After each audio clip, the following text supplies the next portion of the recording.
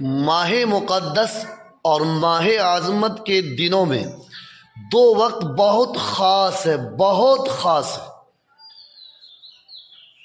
ان وقتوں کو ضائع کرنا، برباد کرنا، بیکار جانے دینا سوائے محرومی اور بد نصیبی کے کچھ بھی نہیں ہو سکتا۔ نمبر ایک، افطار کے وقت کو ہم ضائع ہرگز نہ کریں، ہرگز ضائع نہ کریں۔ جب دسترخوان لگا ہو،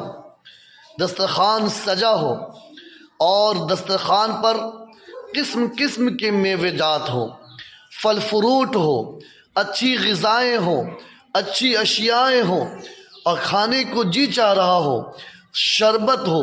ٹھنڈا پانی ہو، رگوں کو تر کرنے کے لیے ہمارے پاس ہر چیز مہیا ہو، لیکن اس کے باوجود ہم جب تک اپنے کانوں سے مؤذن کی صدا نہیں سن لیتے، اللہ اکبر، اس وقت تک کھانا پسند نہیں کرتے۔ اللہ تبارک و تعالی اس وقت میں بندوں سے بہت خوش ہوتے ہیں، بڑی خوشی کا اظہار فرماتے ہیں جب ایک بندہ مومن اذان سنے بغیر کھانا پسند نہیں کرتا۔ بندہ اللہ تبارک و تعالی کہتے ہیں کہ دیکھو یہ میرا بندہ ہے، میرے نام سے اس کو کتنی محبت ہے، میرے احکام سے اس کو کتنی محبت ہے، لہٰذا